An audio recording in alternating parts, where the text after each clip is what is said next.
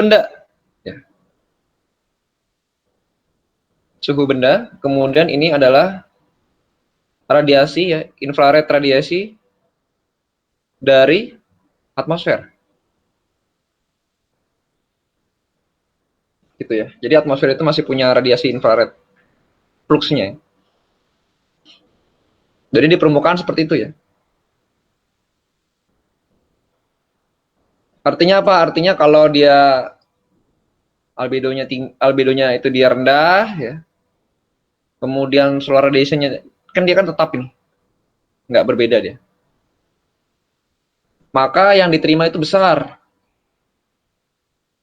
Nah, suhu benda ini ya.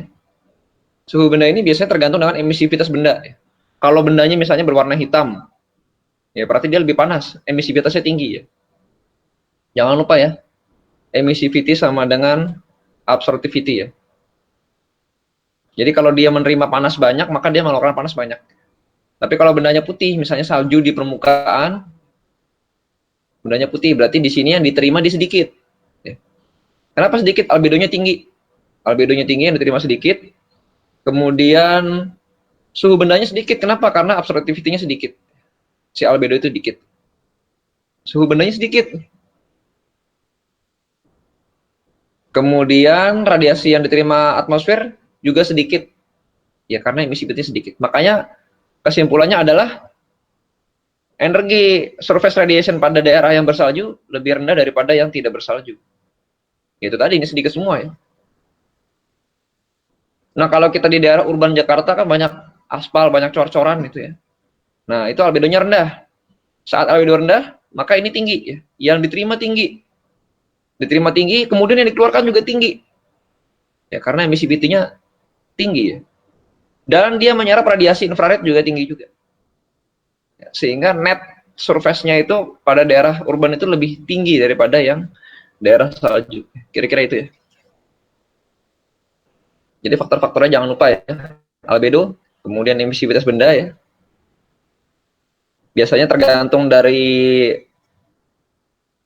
apa namanya elemen bendanya ya, dan warna bendanya.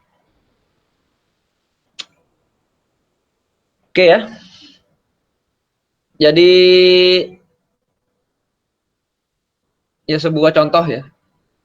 Contohnya adalah yang diestimasi oleh Budiko nih ya, 1986 nih. Ya, berdasarkan beberapa observasi dari laut dan udara ya. Dan darat ya yang kita lakukan ya. Nah, flux radiasi ini berkurang sejalan dengan latitude atau lintang. Berkurangnya kurang lebih 160 sampai 180 ya. Dan di daerah kutub itu sekitar 40 ya. Nah, kalian bandingkan, ini jauh sekali nih. Jadi karena itulah di radiation budget ya. Ini kalau ini saya gambar ini daerah 0 derajat. Ini misalnya katakanlah 90 derajat. Ini 60 derajat. Bintang utara ya. Nah, jadi di sini flux radiasinya itu ya. Itu kisaran 160 sampai 180 watt per meter persegi ya. Di permukaan ya. Di surface ya. Nah, dia berkurang dia. Berkurang menjadi sekitar kurang lebih 40-an ya. 40 watt per meter persegi. Kenapa? Ya tadi ya. Pertama dia ada perbedaan albedo yang pertama. Albedo berbeda. Yang kedua, ya dia berbeda adalah solarnya yang berbeda. Kenapa berbeda ya? Ini namanya di daerah tropis dia dilewati terus oleh matahari secara semu. Kalau ini kan nggak di musim dingin ya. Berarti perbedaannya yang kedua juga ada di net solar radiation ya. Berbeda juga. Kemudian apa lagi? Ya emisivitas yang terakhir ya. Yang di sini kebanyakan misalnya ocean ya, lautan dan darat. Yang di sini kebanyakan darat tertutup dengan salju. pengaruh itu ya. Jadi berbeda. Bedanya jauh sekali nih, seperempatnya.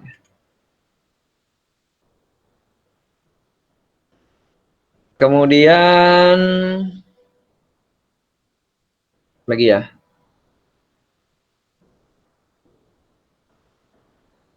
Ya kesimpulannya adalah di daerah tropis lebih besar ya, radiasi permukaannya ya. Ya sekitar 180. Tepatnya di mana? Tepatnya ada di atas laut. Contohnya negara kita ya. Maritime continent ya. Benua maritim. Kenapa di laut lebih besar ya? Tadi di albedonya sangat rendah ya. Jangan melihat bahwa laut itu dia bisa memantulkan sinar ya. Enggak ya. Tapi laut itu ternyata dia menyerap radiasi ya. Jadi albedonya sangat rendah. Sehingga apa namanya peristiwa cuaca itu lebih banyak menarik ya. Konvektivitas itu lebih kuat di daerah-daerah yang ada interaksi antara darat dan laut ya. Contohnya Indonesia itu. Kemudian radiasi yang paling rendah ada juga di daerah tropis. Terjadi di daerah gurun. Kenapa gurun? Ya tadi albedonya tinggi di gurun. Pasir memantulkan cahaya yang sangat tinggi ya. Cukup tinggi dia, pasir itu ya. Dia sangat rendah albedonya ya.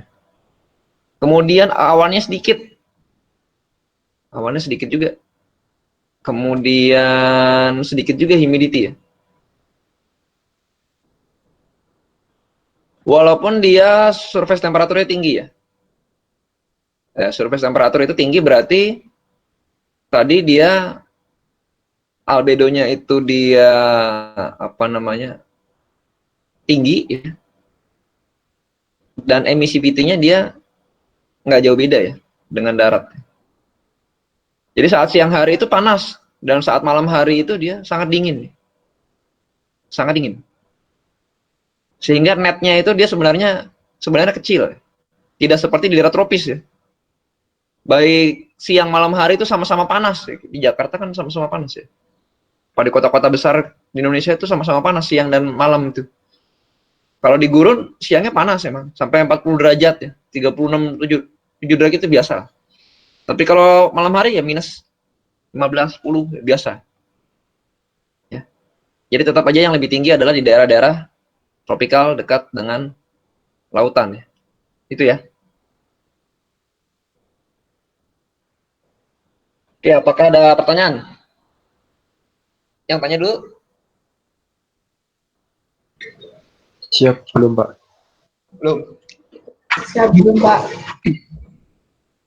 Nanti kalian sambil nyatet ya. Jangan karena cuma dengerin aja, nggak nyatet lagi. Siap Pak, nyatet. Ntar ujian nggak bisa ntar, kalau nggak nyatet. Ya minimal ngerekam lah, ngerekam sendiri lah. Kemudian apa namanya bicara tentang konvektif ya, radiasi dan konvektif di atmosfer ya, global model ya. Ini kalau yang mau cari bukunya yang bagus itu judulnya Climate Modeling.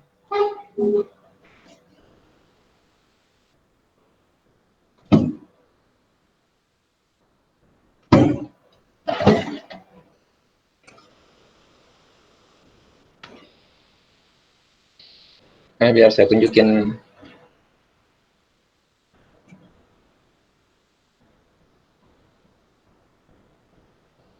Nah, kalau yang mau baca ya, bukunya Climate Modeling ya. Ini di perpus ada, ini buku saya sih. Tapi kalian lihat di perpus ada ya. Bukunya Climate Modeling, penulisnya Kevin Trenberg ya. Nah, ini membahas tentang pemodelan iklim ya. Pemodelan iklim. Secara lengkap. Jadi kalau kalian baca buku ini, kalian udah ngerti banget pemodelan iklim. Udah lengkap banget. Ya.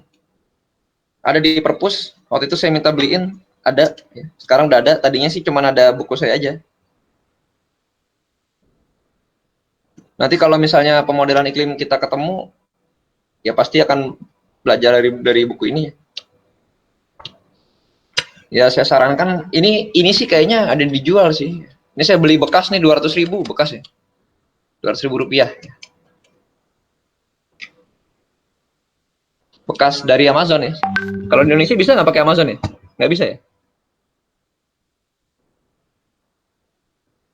Oke ya. Jadi intinya di buku itu ada di sini ya. Ada di apa namanya? Di dalam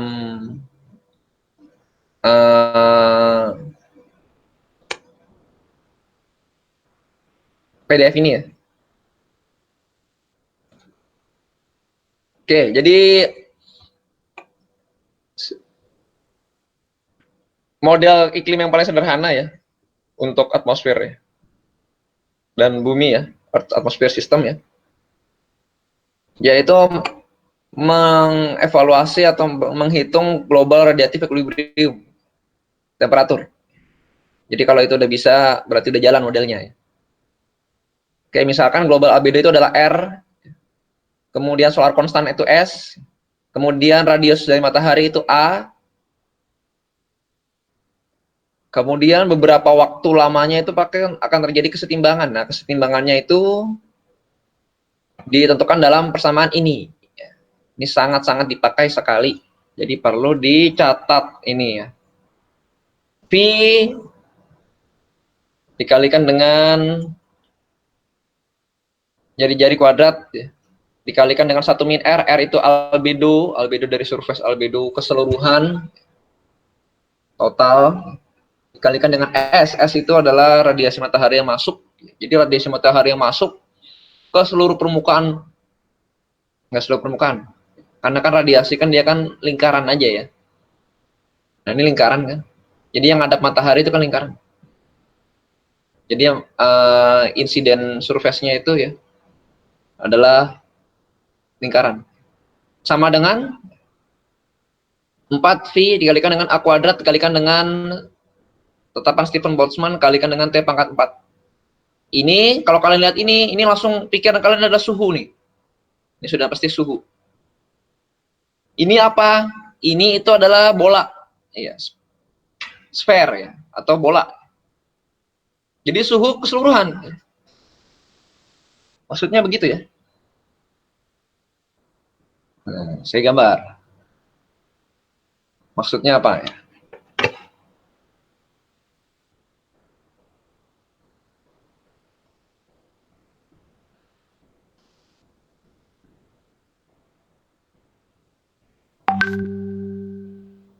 Maksudnya adalah sebenarnya rumus ini kan begini kan. Ceritanya begini. Ini matahari nih. Ya. Ini matahari. Ini cerita dari jauh ya. Jadi buminya agak besar. Ini bumi ya. Nah matahari itu kan dia menyinari bumi kan. Gini kan.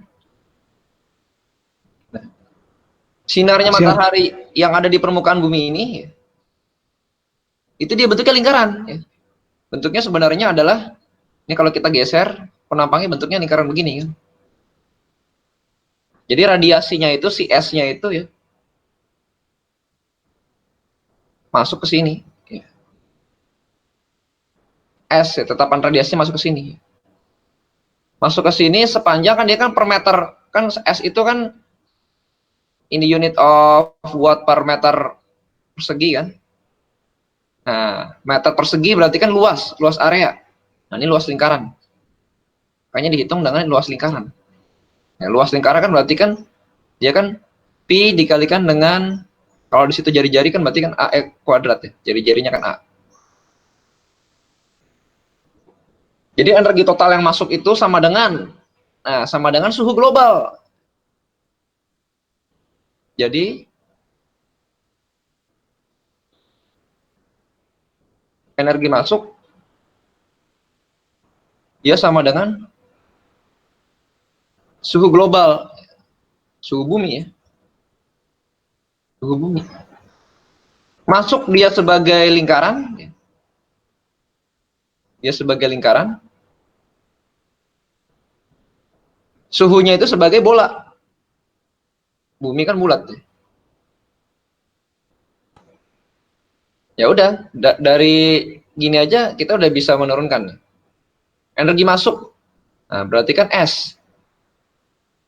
S dikalikan dengan lingkaran. Nah, jangan lupa tadi, benda itu dia punya yang namanya albedo ya. R itu albedo ya. Jadi albedo. Dikalikan lingkaran. Lingkaran apa? Lingkaran berarti kan P, ya ini jari-jari ya, jari-jari bumi tadi. Itu sebenarnya adalah R bumi ya. Kalau di buku itu ya. Suhu bumi, suhu. Nah, jangan lupa suhu. Suhu berarti sebuah tetapan Stephen Boltzmann kali T pangkat 4. Nah, ini bumi, suhu. Dikalikan dengan apa? Dikalikan dengan bola, bentuk bolanya. 4 pi R kuadrat.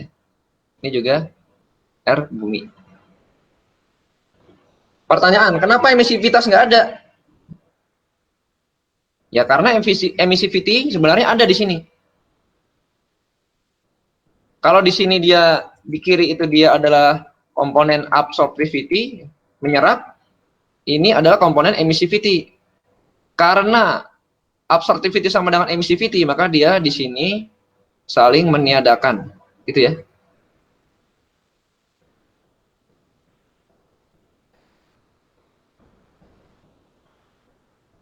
Oke ya. Jadi itu model iklim paling sederhana ya. Ya, jangan lupa ya. Alur ceritanya jangan lupa begitu ya. Ntar kalau kalian suruh jelaskan, alur ceritanya begitu. Kita di sini, saya nggak, ya menghitung sebenarnya ada sih soal-soal menghitung. Sedikit lah soal-soal menghitung itu. Tapi nggak sulit soal menghitung itu ya, karena angkanya hanya kecil-kecil, nggak ada yang gede-gede. Tapi harus bisa konsepnya begini ya. Konsepnya harus tahu begini. Yang kalau hanya rumus doang kan kita kan bingung, itu tinggal masukin aja. Tapi kan konsepnya harus tahu gimana gitu. Ini model iklim yang paling sederhana. Paling sederhana dan dipakai juga ya. Tapi ini suhu bolanya adalah homogen ya. Kan nggak mungkin sama. Nanti kan di situ kan dia punya emisivitas berbeda-beda tiap titik. Ini kan globalnya satu. Gitu ya. Nah, si albedo dan emissivity dan absorptivity yang berbeda-beda, penyinar matahari yang berbeda-beda karena dia itu beredar secara semu di selatan utara gitu ya. Ada musim ya. Maka flux radiasinya ya itu berbeda-beda juga. Di mana yang paling tinggi sekali lagi adanya di sini nih. Daerah kita nih. Sini. Dekat dengan lautan ya, tropikal dekat dengan lautan. Yang paling rendah di mana? Paling rendah di kutub. Tidak usah ditanya lagi, itu paling rendah tuh. Oke. Kemudian lagi ya.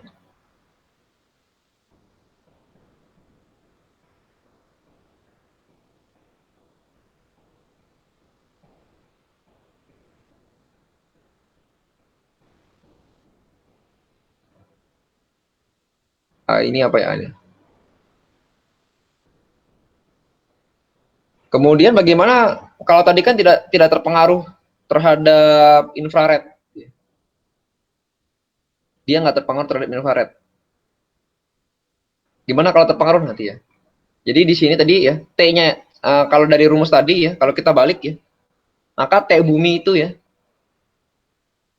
T di bumi itu ya sama dengan ya 1 dikurang R dikurang albedo ya dikalikan dengan S dibagi dengan 4 dikalikan dengan tetapan Stephen Boltzmann pangkat 1/4. Ya, jadi kesetimbangan temperaturnya ada di sini ya. Kalau dari persamaan tadi kita selesaikan ya. Ini kan V sama V ya, dia kan saling membagi ya. Kemudian ini ada A kali A saling membagi ya. Maka dapatlah equilibrium temperatur ya.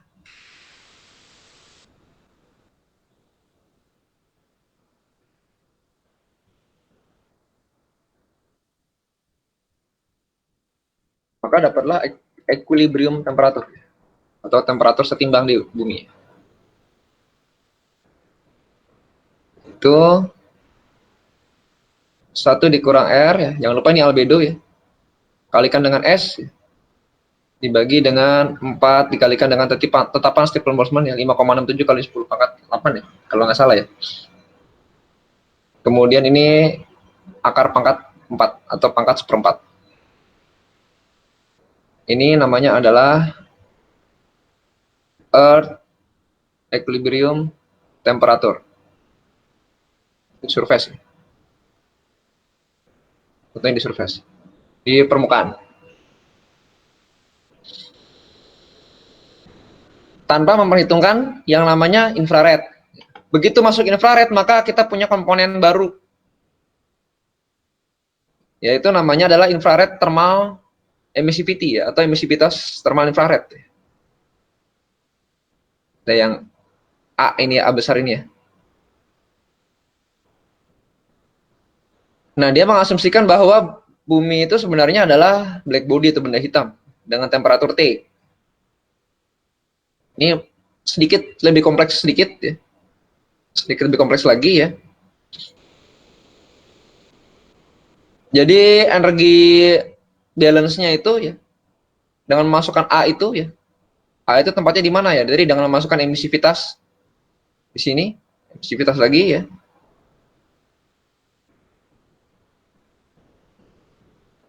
Di mana dikumpulkan ya dari emisivitas ini ya. Suhu ini kan merupakan radiasi infrared ya. Dikumpulkan ya, maka dapatlah term atau dapatlah huruf A ini ya. Dan hasil akhirnya adalah tab A pangkat 4 ya, atau surface temperatur ya. Yang ini surface, yang ini di atas atmosfer ya. T pangkat 4 sama dengan Q dikalikan dengan 2 kali 1 min R dikurang dengan A ini ya, radiasi tadi ya.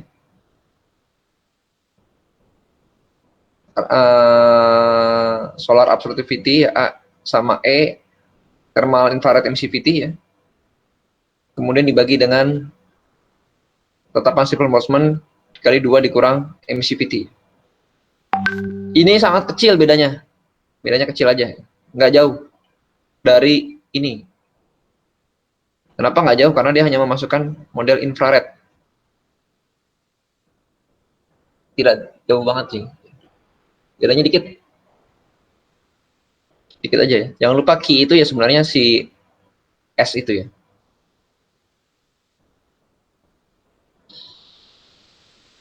Oke ya. Jadi ini sebenarnya persamaan ini non-linear ya. Sulit dihitung pakai tangan itu nggak bisa, sulit banget ya. Susah banget ya.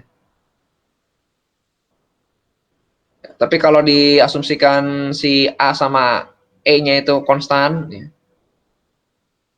maka bisa dihitung. Oke ya. Selanjutnya adalah vertical model. Ini kan masih horizontal tadi nih.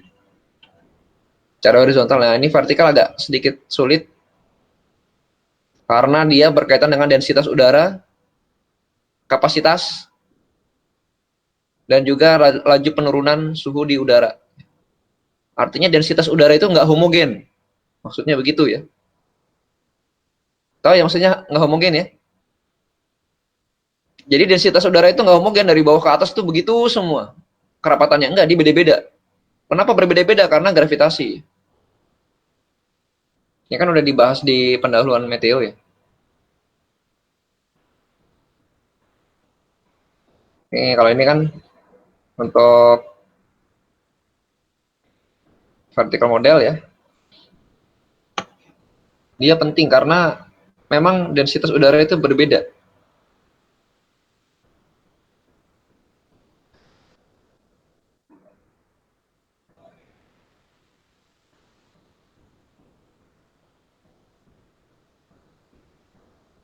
Oke.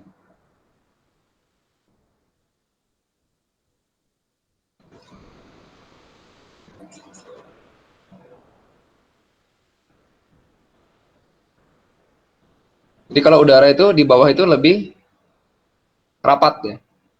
Makin ke atas itu makin renggang. Karena apa? Karena pengaruh gravitasi ya. Pengaruh gravitasi ya. Ya, jadi distribusi rho-nya gimana? Rho-nya dia semakin tinggi kalau di bawah. Kalau di atas itu kecil. Bawah itu semakin tinggi. Jadi dia punya yang namanya faktor perubahan density terhadap ketinggian. Yang pertama, yang ini dia setara dengan laju penurunan suhu terhadap ketinggian. Setara. Dan juga dia setara juga dengan perubahan tekanan terhadap ketinggian. Setara semua nih. Ujung-ujungnya apa? Ujung-ujungnya dia setara lagi. Dia kesimpulannya apa?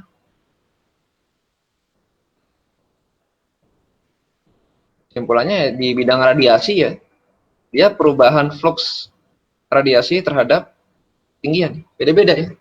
Nggak sama. Ujung-ujungnya itu. Ya kalau di sini bagiannya ini ya. Tadi ya, setara ya, yang saya bilang tadi. Perubahan dari suhu terhadap perubahan suhunya itu ya, dia setara dengan perubahan radiasi terhadap ketinggian. Kalau lebih lengkapnya rumusnya adalah begini ya. Di mana rho adalah densitas udara, Cp adalah specific heat constant pressure ya.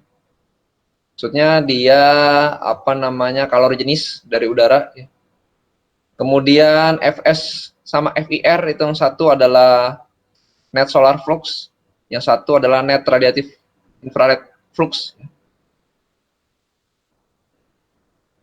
Kemudian pada keadaan udara tidak mendingin atau steady state, ya, perubahan suhu itu terhadap waktu itu 0. Kemudian pada atmosfer bagian atas, ya, kita membutuhkan ini ya. Apa ini artinya ya? Ini artinya adalah flux radiasi matahari yang diserap, dia diseimbangkan dengan infrared flux yang dikeluarkan oleh permukaan. Jadi di atas itu diserap sama di bawah itu diseimbangkan, sama. Ya. Walaupun sama, itu ada bedanya kecil sekali. Ada bedanya kecil sekali. Sini limit ya. Kecil banget nih bedanya ya. Ya walaupun dia sama tapi ada bedanya dikit sekali, dikit banget. Yang melalui sebuah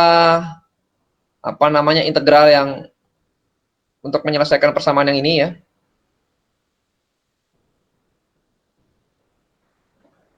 Maka didapatkanlah rumusnya ya. T pangkat N plus 1, N itu adalah jumlah integrasinya ya, time step-nya ya, kalikan dengan Z. Z itu ketinggian ya kalau nggak salah ya, ketinggian Z tinggi ya, ketinggian atmosfer ya. Kemudian sama dengan T pangkat N kalikan dengan Z ditambah dengan laju penurunan suhu terhadap waktu pangkat N kalikan dengan delta T waktunya. Artinya apa? Artinya adalah suhu itu dia konstan ya. Kalau dia perubahan laju suhunya cepat,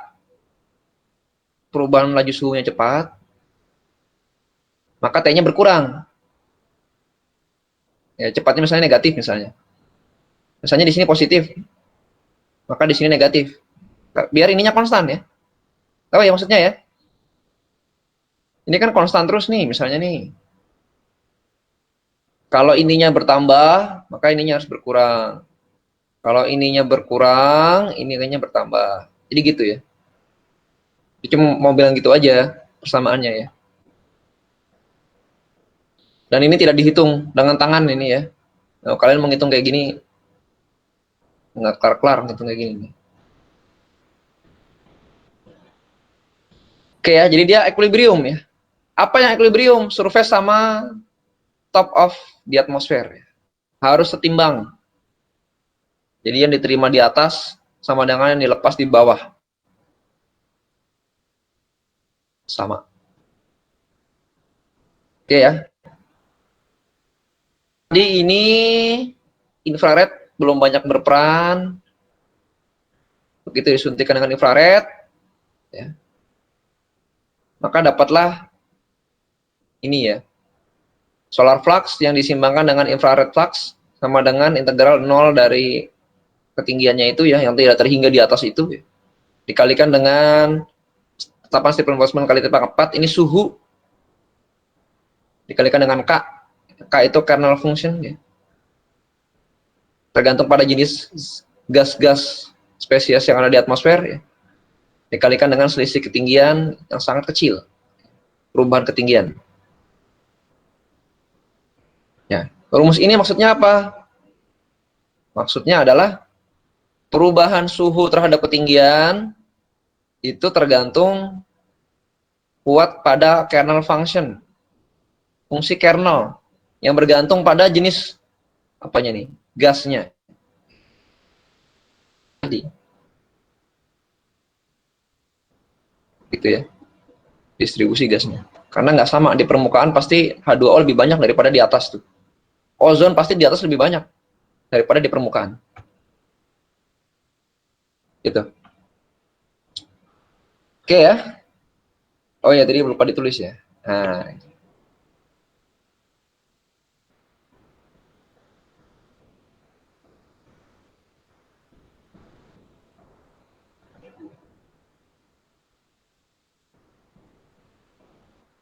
ya, jadi sini ya, simpulannya adalah ya,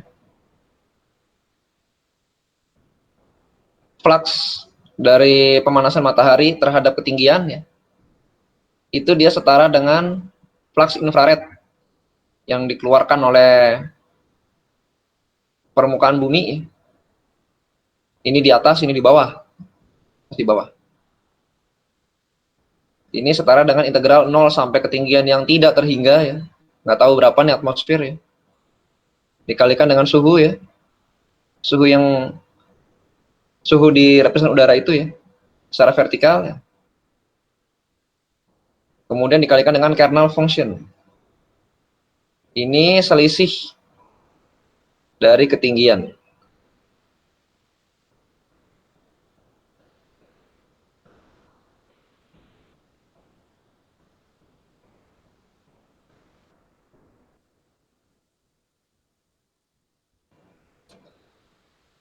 Dikalikan dengan ketinggian. Ini adalah suhu pada ketinggian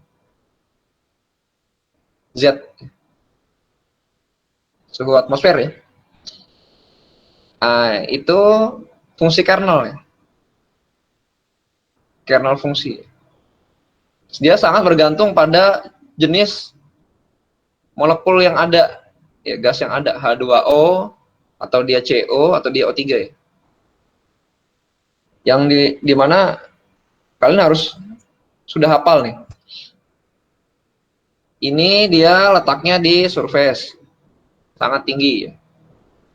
Ini letaknya di atas lah, bilang aja toa lah, top of atmosphere, stratosfer. Stratos.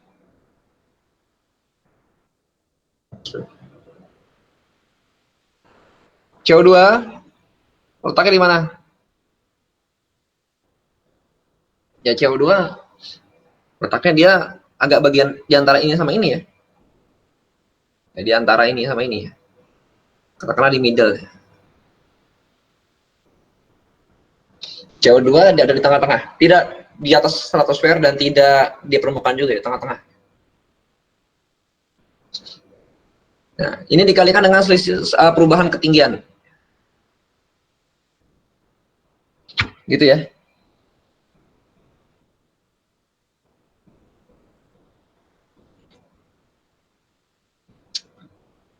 Oke, kemudian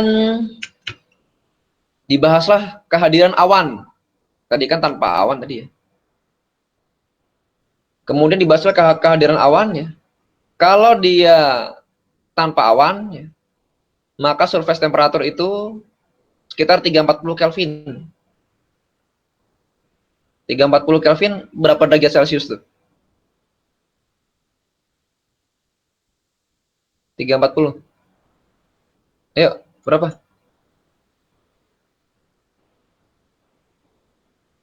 Halo? 67, Pak. Ya, berarti kalau dia kondisi tanpa awan ya. Nah, maka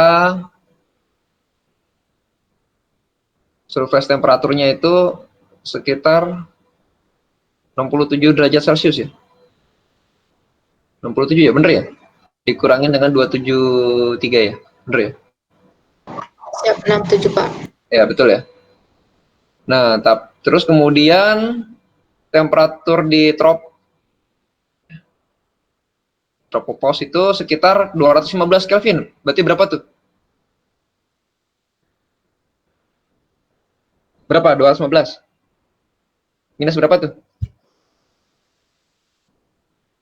Minus 58, Pak. Ya, minus 58 derajat Celcius. Kemudian kalau ada awan,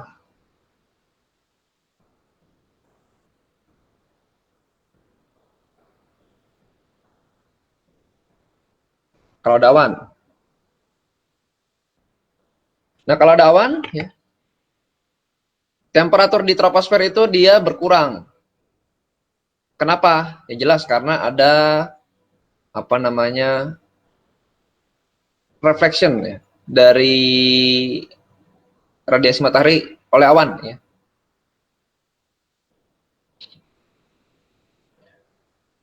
Jadi pada kondisi tertentu ya kira-kira akan berkurang sekitar 30 derajat Celcius.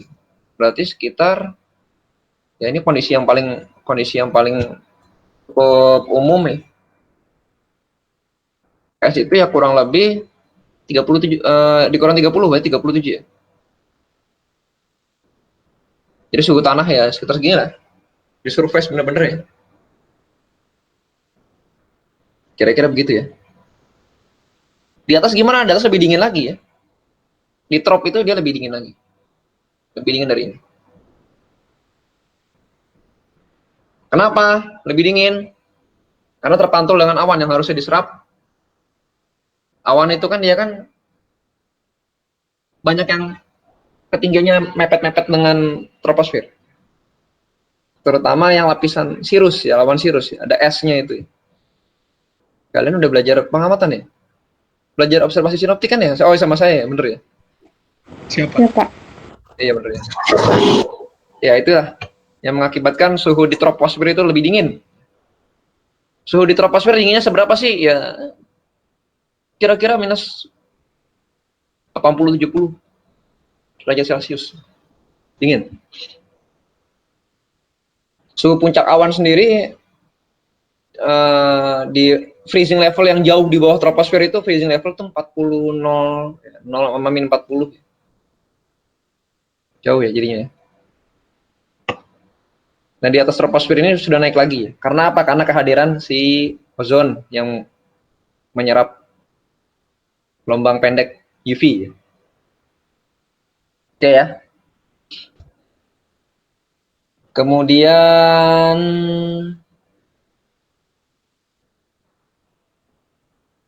apa lagi ya? Ya, ini kita mendapatkan ini ya. Troposfer di ketinggian berapa? Kira-kira di 15-12 km sini ya. Tropnya di sini. Pada radiatif equilibrium di sini ya. Kemudian ini adalah radiatif konvektif equilibrium ya. Dengan memasukkan ada tidaknya awan. Ada tidaknya awan. Ini ya. Jadi kalau dengan adanya awan, maka dia di surface itu lebih dingin ya, lebih dingin. Kemudian di atas ya dia dikit aja dingin. Sini ya. Bukan di sini ya, ini belum trop nih. Masih jauh nih. Tropopause di sini ya. Ya, dikit aja dinginnya. Ya, di sini ya. 15 km. Oke ya. Nah, ini dengan ada tidaknya awan udah dibahas tadi. Kemudian heat budget ya. Kita sampai mana nih? Kita akan ngomong sampai ya sampai sini aja nih. Berapa lama lagi?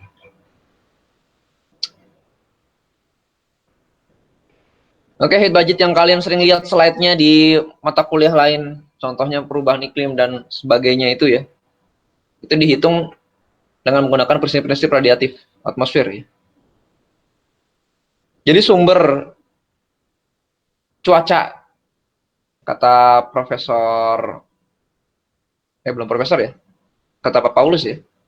Kata Pak Paulus ya sumbernya ya radiasi matahari ya. Dan saya punya Profesor Bayong, dia bilang bukan radiasi matahari, bukan radiasi matahari ya, tapi adalah respon terhadap radiasi matahari. Yang benar yang mana? Dua-duanya benar. Dua-duanya benar. Kenapa? Karena matahari itu punya radiasi dan responnya itu ya dia ada albedo segala macam, infrared radiation segala macam ya. Dulu kalian kalau mengalami dua ahli itu ada di kampus itu, wah itu seru banget ya. Yang satu sangat fanatik terhadap radiasi matahari, yang satu sangat fanatik terhadap apa namanya proses-proses radiative forcing ya. Ya sebenarnya dua-duanya benar ya. Tapi seru aja gitu. Kalau kalian mengalami, sekarang udah pensiun dua-duanya. Oke. Jadi apa namanya radiasi matahari S tetapan apa namanya konstanta S itu ya, yang kalian sering-sering lihat di buku ini S solar radiation itu adalah 1366 pada top of the atmosphere ya, di atas ya 1366, bukan di bawah sini ya, di atas yang sampai ke bawah seperempatnya paling ya.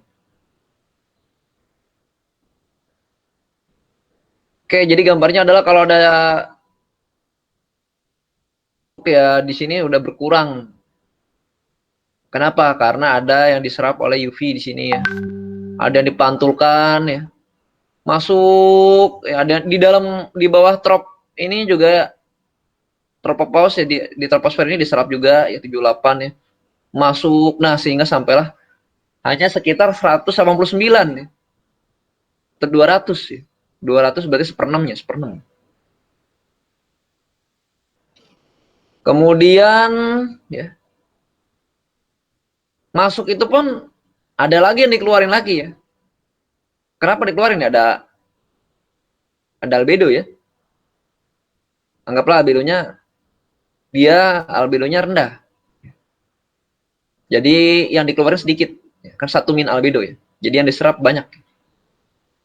Ini yang keluar. Yang keluar ini berupa apa? Berupa short wave radiation. Sehingga dia bernilai tinggi ya. Yang infrared yang mana? Yang sebelah kanan. Setelah diserap, kemudian dia diserap ya. Dibagi-bagi lagi menjadi latent heat. Ada panas laten. Panas laten itu apa? Panas yang nggak kelihatan ya, kecil-kecil itu ya. Yang mungkin dia nanti ikut sama uap air, mungkin ikut sama partikel-partikel yang keluar ya, dari permukaan ya. Kemudian ada sensible heat, panas yang kita rasakan nih di sini nih. Kemudian ada lagi infrared. yang berupa suhu benda. Suhu benda. Jadi sensible heat sama ini beda ya. Ini yang kita rasakan ini sensible kan dirasakan ya, sensible heat. Tapi kalau yang suhu benda di semuanya dijumlahin ya. Kita kan merasakan dari ketinggian tertentu aja dari permukaan tanah. Kita kan nggak nempel dengan permukaan tanah. Kalau kita nempel yang kita rasakan ini. Nah, ini kan keluar ya, berupa infrared radiation. Dan di sini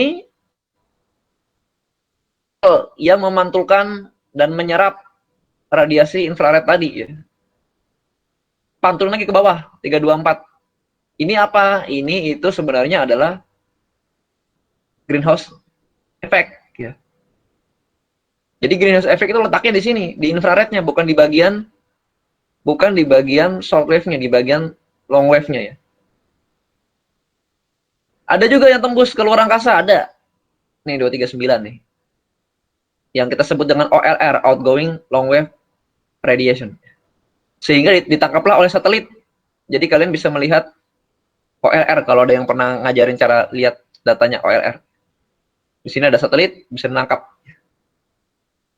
Jadi semakin besar pengaruh daripada greenhouse effect, yang keluar makin sedikit karena tercegat dia, dicegat. Yang masuk ke dalam makin banyak. Maka panasnya makin nambah. Ya. Kalau saya rasa ininya nggak berubah jauh nih. Si short wave-nya, komponen short wave ini nggak berubah jauh, sama-sama aja. Kecuali ntar ozonnya hilang, makin tambah banyak. Ntar. Kalau ozonnya rusak ya.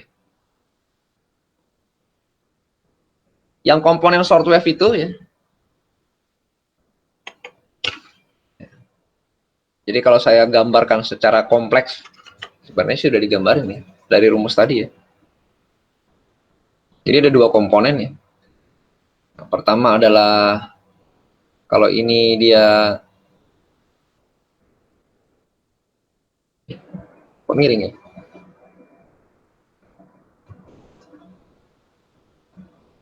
Nah, itu dia surface ya.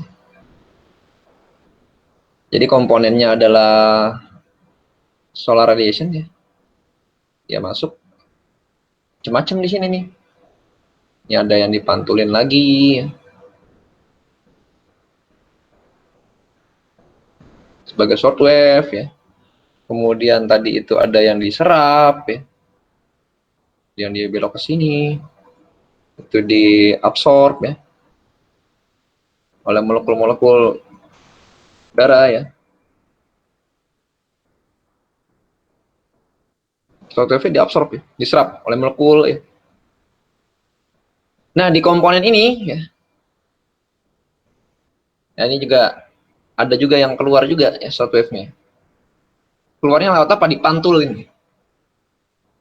Komponen short wave ini berubah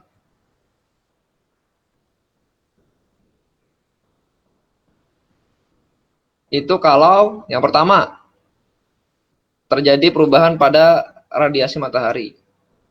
Misalnya mataharinya hilang atau mataharinya mau kiamat hilang. Perubahan radiasi matahari.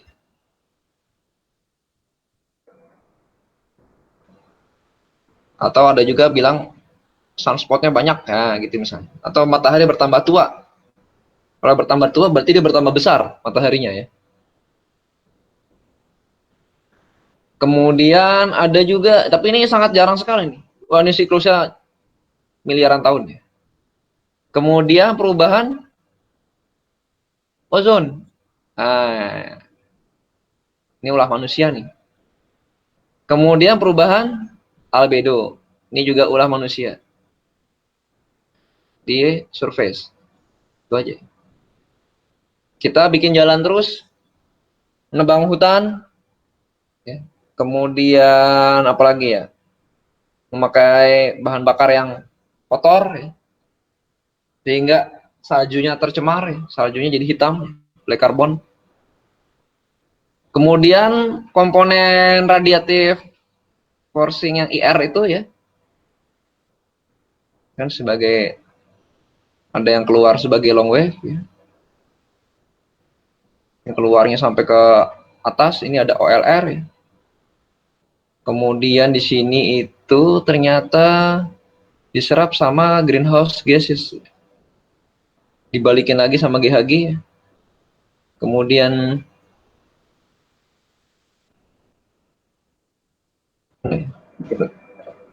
di sini tuh ada long wave yang berupa latent heat dari penguapan. Kemudian ada sensible heat dari radiasi ya. Long wave juga. Jenisnya ini long wave juga. Ini juga long wave juga. Nah, komponen long wave ini berubahnya apa? Berubahnya ya dia perubahan greenhouse gases ya. Yang pertama. Yang kedua apa? Yang kedua semuanya tetap. Latent heat, jumlah air di bumi tetap. Ya. Nggak ada yang berkurang, nggak ada yang bertambah. Kemudian, oh iya, ini juga ya. Perubahan albedo ya. Mempengaruhi juga. Jadi albedo itu 2 kali. Surface albedo itu 2 kali mempengaruhi. Di sini dan di sini ya.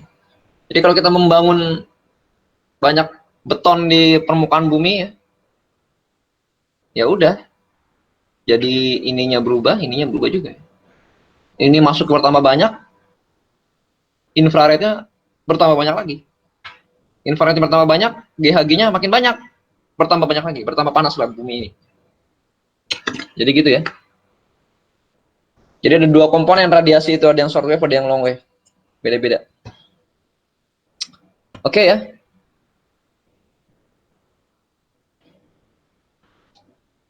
Jadi itu penjelasannya ya. Oke, kemudian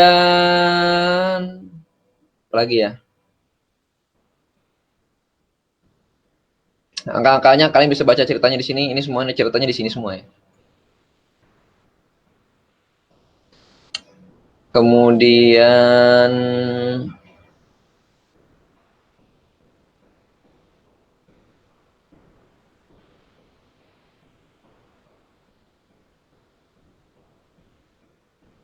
ya, bicara tentang convective adjustment ya.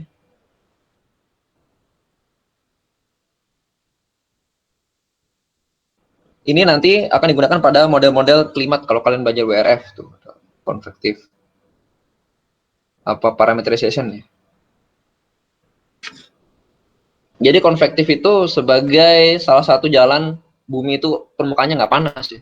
Kalian bayangkan kalau nggak ada peristiwa konvektif itu panasnya akan diterima terus oleh surface ya. Tapi kan ternyata permukaan bumi memanaskan air. Nah, itulah yang menjadi latent heat dan sensible heat. Jadi panas yang terbawa oleh uap air yang meninggalkan permukaan bumi. Itu ya. Jadi panasnya ke atas tuh. Jadi kita makin enak. Daerah tropis itu kalau nggak pernah hujan panas ya. Jadi air itu juga memainkan cuaca ya di dalam bumi, di bumi. Maksudnya mau cerita itu dia. Kemudian dari situlah diperkenalkan sebuah istilah yang sebenarnya berkaitan dengan radiasi yang namanya adalah lapse rate atau laju pengurangan suhu terhadap ketinggian. Ini udah dibahas nih sama saya sendiri nih di pelajaran pendahuluan meteorologi ya. Harusnya kalian bisa. Dan meteodinamis juga belajar lapse rate ya. Asal mulanya dari mana ya? Asal mulanya adalah dari skema ini ya. Yang namanya adalah hukum pertama termodinamik ya. Ini kayaknya Pak Wandi juga udah nerangin ini di fisika berapa tuh ya. Jadi Q itu adalah total dari heat exchange ya. Jadi panas yang bertukar-tukar ya. Kemudian CP itu adalah specific heat atau kalori jenis. Kalori jenis dikalikan dengan perubahan suhu per waktu ya. Ditambah dengan G. G itu adalah apa namanya gravitasi ya. Ya, gravitasi ya bener ya. G G G G G G G G G G G G. Iya ya, gravitasi ya. Dikalikan dengan ketinggian ya, terhadap waktu ya. ditambah dengan L. Nah, L ini adalah latent heat. Latent heat dikalikan dengan perubahan kalor per waktu. Gitu ya.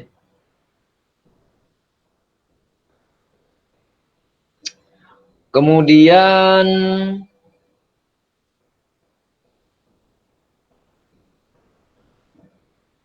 ya diperkenalkan juga yang namanya lapse rate ya.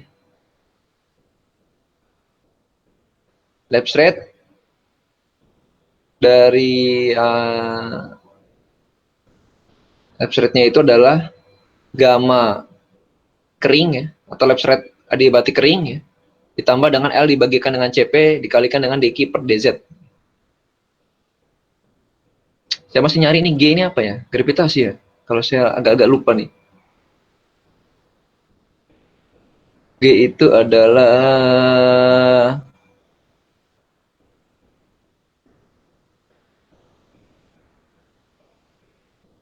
bener ya, gravitasi ya?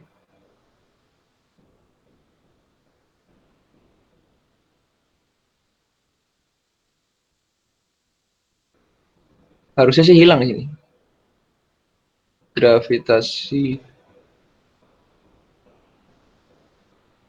Gravitasi atau ini ya, apa namanya?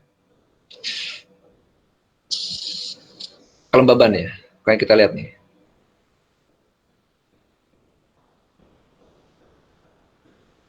Nah, ya benar ya, specific humidity ya dia ya. G ini adalah specific humidity ya, bukan gravitasi. Specific humidity ya, yang berubah ketinggian ya. Oke, kandungan uap air. G itu adalah kandungan uap air. Oke, kemudian ya, jadi moist adiabatik atau adiabatik basah itu juga diturunkan dengan persamaan dari radiasi ya, di mana radiasinya itu adalah Q ya, radiative exchange ya. Jadi radiasi yang bertukar-tukar ya.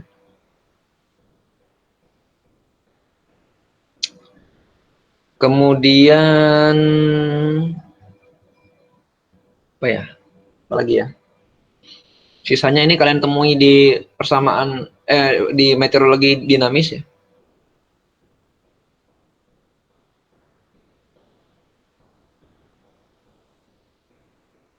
Nilainya berapa? Nilainya adalah gamma moist atau radiasi adiabatik radiasi.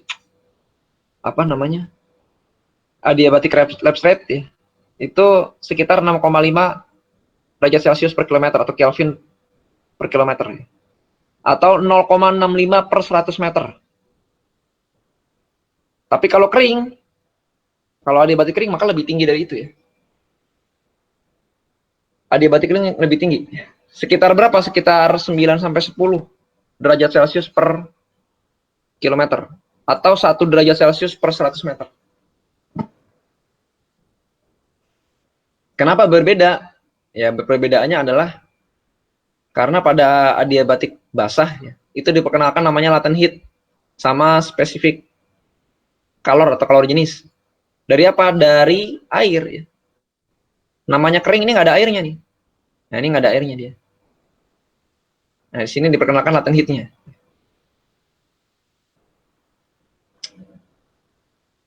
Gitu ya. Jadi kalau ada air itu kan dia kan prinsipnya kan punya kapasitas kalor yang besar daripada udara. Jadi dia memanaskannya lama dan kehilangan panasnya lama. Lapse rate itu kan perubahan suhu terhadap ketinggian. Jadi memanaskannya itu susah, melepasnya susah. Jadi makanya angkanya lebih kecil. Gitu ya. Kemudian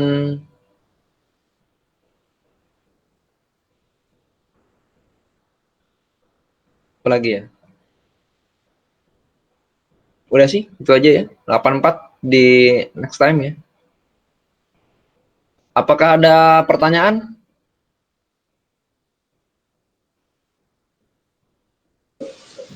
Sebelum Pak kondisi berkaca Iya, silakan. Itu agak putus-putus, agak kencang aja. untuk yang pertama tadi pas di persamaan itu Pak.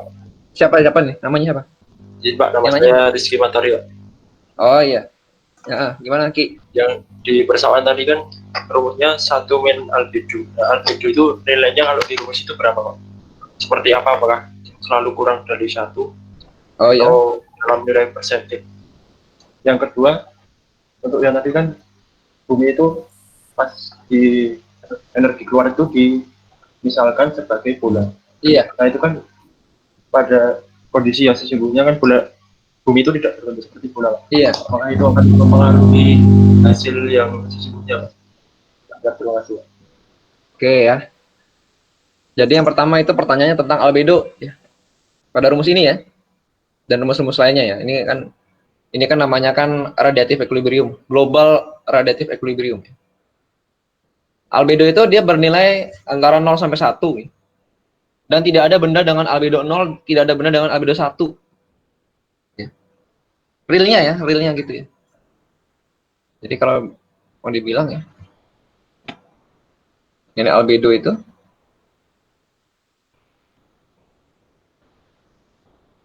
itu nilainya 0 sampai dengan 1. Kalau 0 nih, 0 itu artinya dia sedikit menyerap. Tidak menyerap lah kalau 0 persis ya. Tidak menyerap radiasi shortwave. 1 itu dia balik ya.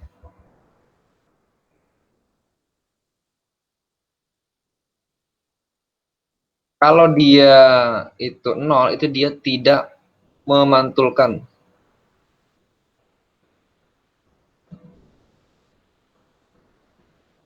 Kalau dia 1, itu dia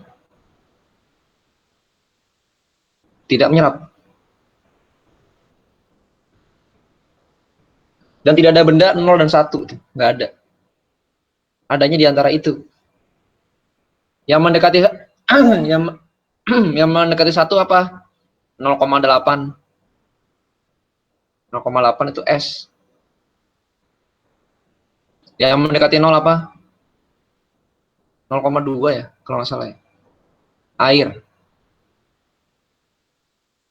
Spal. Jadi kalau dia albedonya makin tinggi, di sini berarti kan 1 kurang 1, 1 kurang hampir 1 ya, 0,9 dikalikan dengan S. S itu kan solar radiasi yang masuk. Ya, jarak radiasi yang masuk kecil. Karena albedonya tinggi. Tapi kalau albedonya rendah, berarti 1 dikurang 0 misalnya. Kalikan dengan S yang masuk tinggi. Gitu ya. Jadi albedo itu dia tidak ada yang bernilai 0, tidak ada yang bernilai 1. Rentangnya kira-kira ya 0,2 sampai 0,8 di bumi ini ya. Aspal ya. Tanah hitam itu ya. Misalnya ya. Kemudian yang paling tinggi adalah es. Oke ya. Berikutnya tentang lingkaran. Bumi kan dia nggak lingkaran. Bumi kan nggak bola bentuknya ya. Apakah ada perbedaan? Ya ada. Jelas ada. Perbedaannya apa? Ya perbedaannya suhu globalnya aja yang berubah ya. Jadi kalau dari persamaan yang ini ya, persamaan yang ini ya Earth equilibrium temperature surface ya, ini hanya digunakan pada model ya. Mana nih?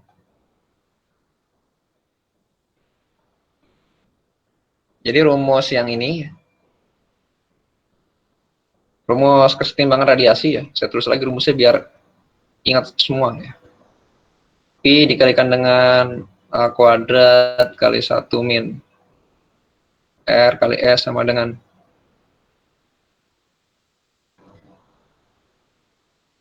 ini ntar di ujian bisa jadi keluar ya. Bisa jadi. Ini digunakan pada model iklim sederhana.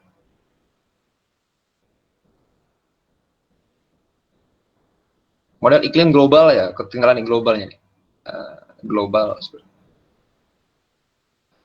Yang namanya model kan berarti kan dia kan hanya pendekatan aja ya. mendekati dengan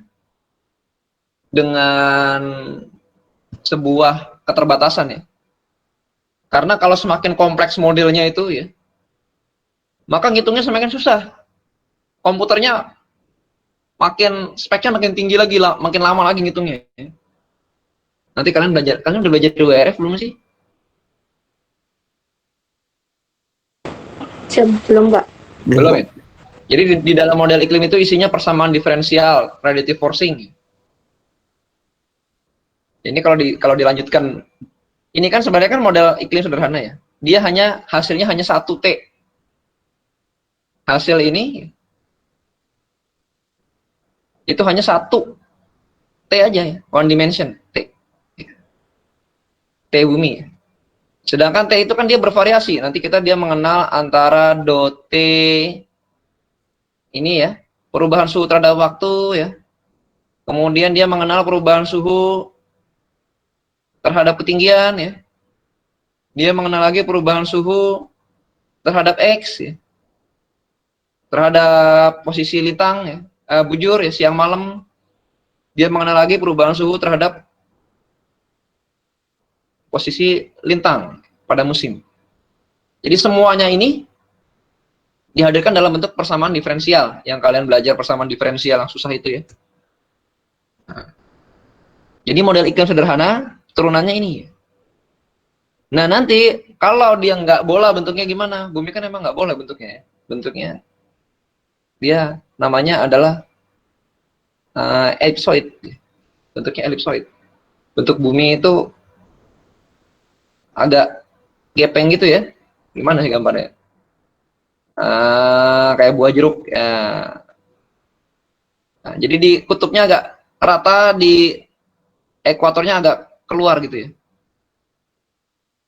Nah kayak gitu bentuknya ya, kayak buah jeruk lah, persis buah jeruk itu udah.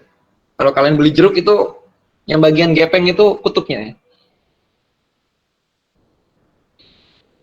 Ya untuk ini ya kita anggap dia bola. Kenapa? Karena untuk mempermudah perhitungan.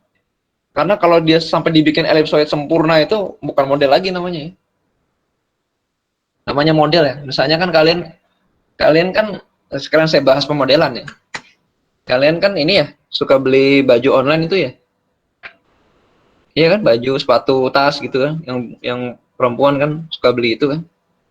Yang cowok juga kadang-kadang ya. Itu kan dipakai sama model ya. Iya kan? Iya nggak? Siap ya, Pak. Nah, itu kalau kalian beli itu ya. Kalian pakai itu pasti nggak sama itu. Seperti modelnya pakai itu. Ya. Misalnya, kenapa nggak sama? Ya namanya model ya. Tapi kan seenggaknya kan dapat gambaran tuh. Oh, kayak gini nih kalau saya pakai nih. Kalau kamu beli nggak sama tuh pasti tuh. Ada yang kesempitan, ada yang kelonggaran ya. Ada yang wah aneh-aneh pokoknya ya. Kecuali badan kalian sama seperti badannya model itu ya. Tapi kan badannya beda-beda nih. Nah, badan kalian kan beda-beda nih. Ada yang besar, ada yang kecil, ada yang ini, ada yang itu ya. Dia punya model satu untuk mewakili kalian semua. Sama ini juga iya. Ini kan ada yang di sini gepeng ke dalam, ada yang di sini kena kawah meteor tegok ke dalam, ada yang pegunungan tinggi banget di sini, misalnya ada di sini ada pegunungan lagi gitu. Ada yang hutan. Nah, itu kan beda-beda tuh. Nah, nggak mungkin dihitung semua. Akhirnya dibuatlah model bola ya. Untuk mempermudah perhitungan. Ya pasti nggak sama, pasti ada beda. Namanya juga model ya. Makanya dibilangnya kan model iklim. Karena hanya model.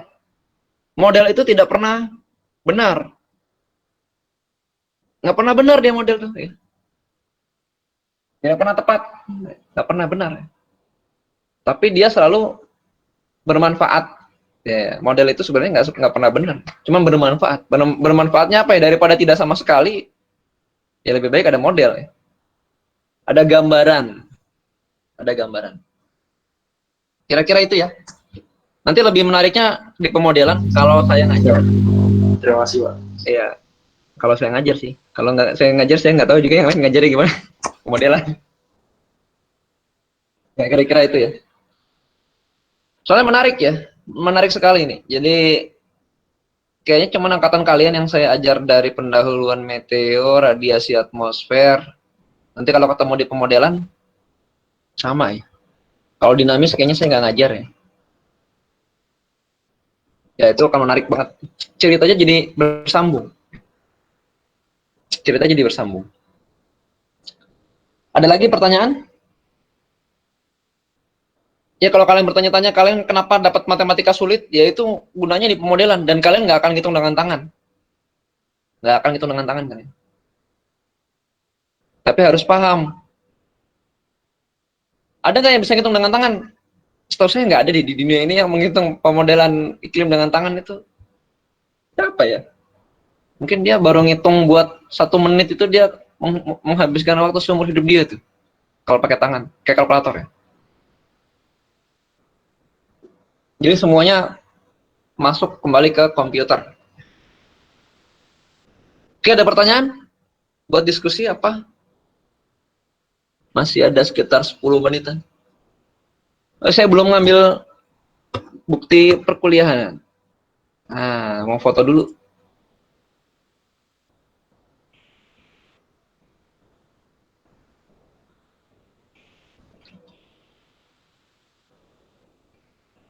Jadi belum difoto ya?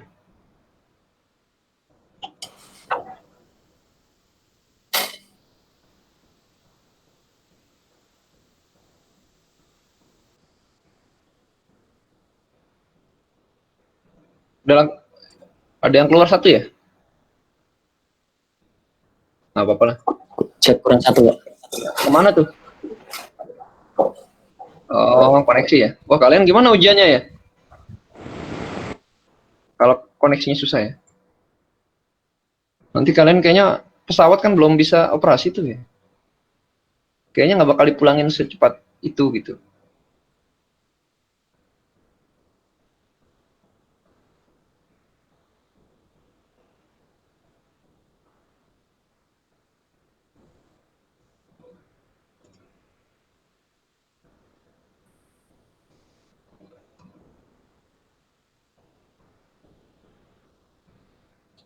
Ini deh, print screen.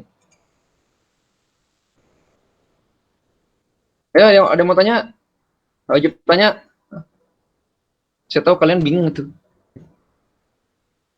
Kalau nggak tanya, makin bingung nanti.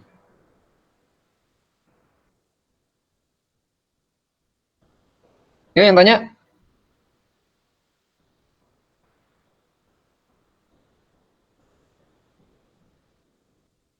Yuk.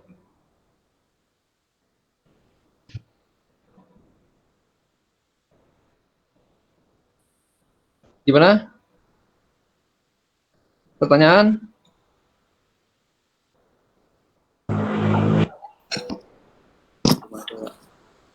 Belum ada. Kalian kalau misalnya masih bingung, ujiannya susah soalnya.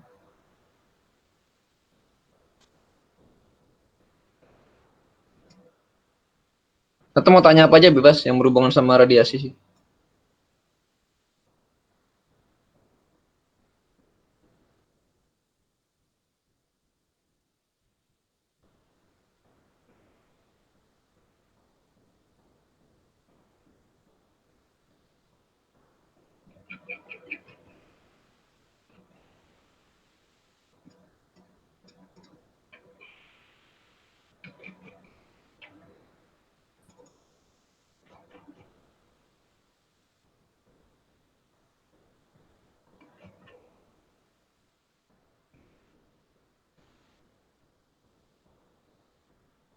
Oke, terakhir. Ada pertanyaan nggak? Kenapa? Izin Ya. bertanya, Pak. Iya, gimana? Mohon izin, Pak. Saya Trayi Budi Samanto. Izin Iya. bertanya, Pak. Tadi kan dijelaskan matahari kalau semakin tua kan semakin besar ukurannya. Iya. Nah, semakin hari kan maksudnya tadi juga apa dijelaskan kalau menuju hari kiamat itu kan matahari akan menghilang. Nah, bagaimana kok bisa hubungannya semakin tua matahari semakin besar tapi lama-lama kok bisa menghilang? Bukannya berarti makin kecil gitu, Pak? Ya, kalau Kalau kalian baca-baca buku astronomi, terbaca aja ya. Kalau saya sih sering baca juga sih buku astronomi ya. Jadi kalau kalian baca buku astronomi, kalau bintang itu mau meledak itu dia bengkak dulu tuh, besar dulu.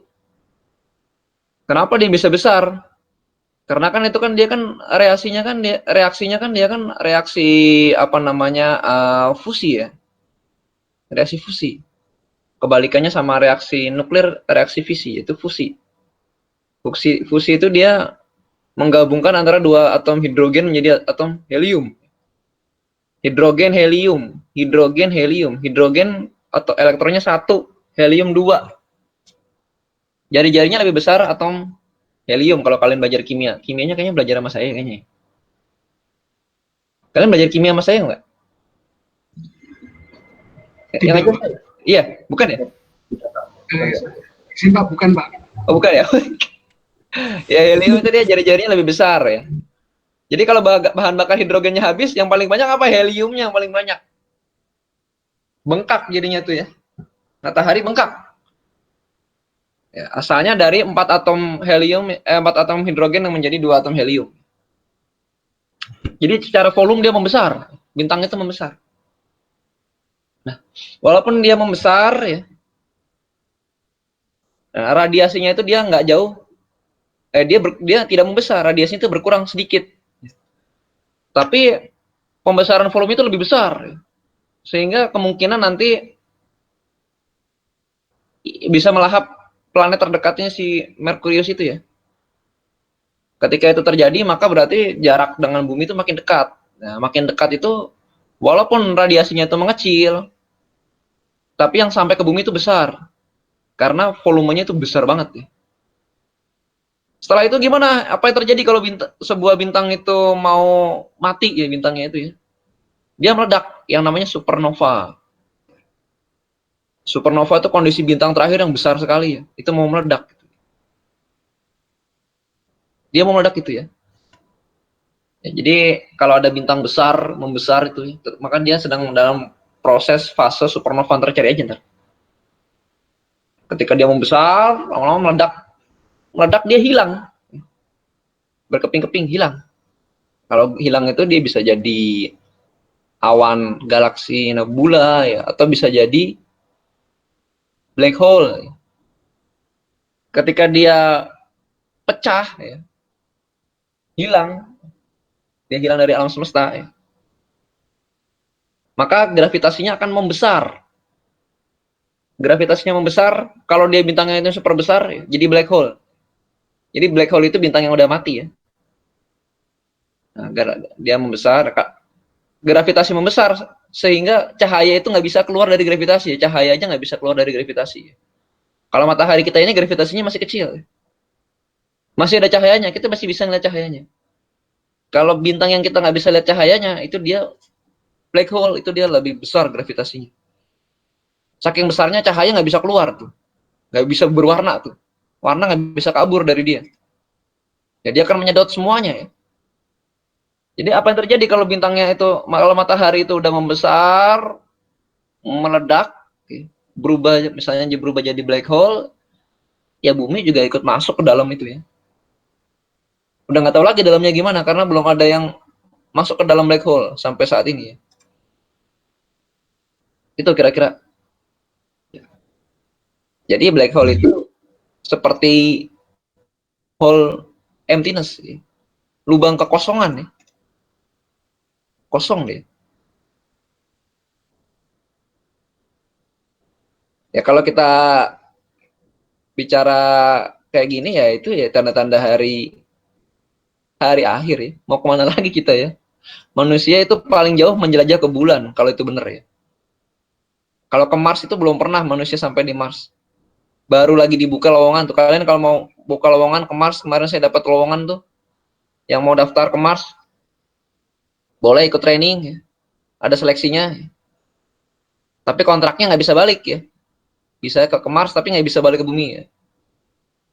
Jadi yang mau ke Mars akan diberangkatkan dengan seleksi dan training tapi nggak bisa dikembalikan ke bumi. Karena belum ada teknologi yang mengembalikan manusia ke bumi dari Mars. Katanya gitu. Kalau mau ikut, boleh. Kira-kira ya itu ya. Kira-kira itu dari saya ya. Ini pertemuan keberapa ya? Ada yang ngatur nggak, Danton? Berapa sih? Berapa kali lagi gitu?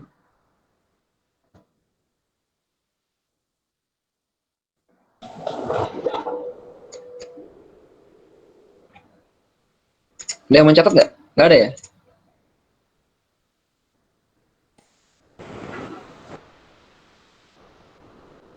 Satu, dua, tiga, empat, lima, enam, tujuh, delapan, sembilan, 10. 10 ya? 10 apa 11 ya? Sama UTS ya? UTS-nya udah selesai belum?